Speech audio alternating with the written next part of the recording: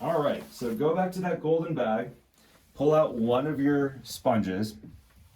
I want you to notice the stitch pattern, all right? The stitch pattern has got this receiving diamond shape in the center.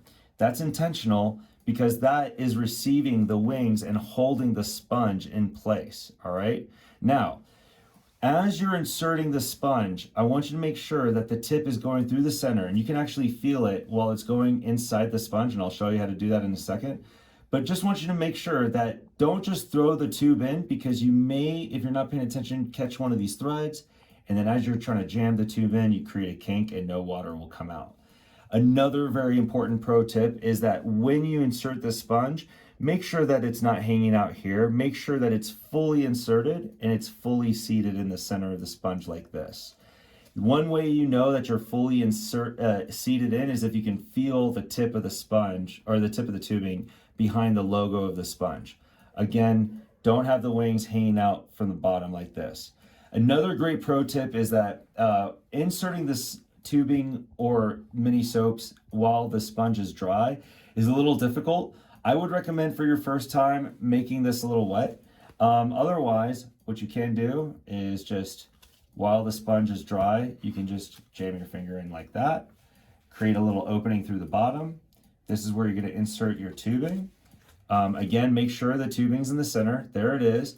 And then rest of the way, pinch those wings and then just insert it like that. And then you can even feel the wings expand in the center of the sponge. And there you go. Super easy to install. At that point, you can go ahead and open up the flow and your sponge starts to expand.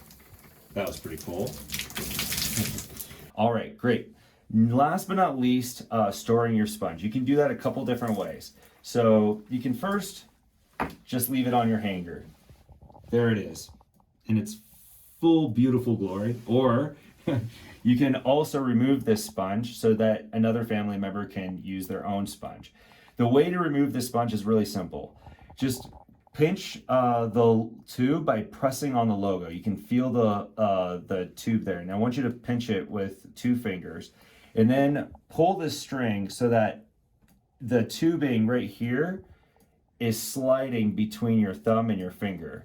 And that will allow you to pull the sponge completely, or the tubing completely out of the sponge. You can reinsert the tubing while it's wet. It's pretty simple, easy to do that. There you go. And then again, to remove it, just pinch the logo, you feel the tubing, pull the string, and the tubing just slides out between your fingers. Easy peasy.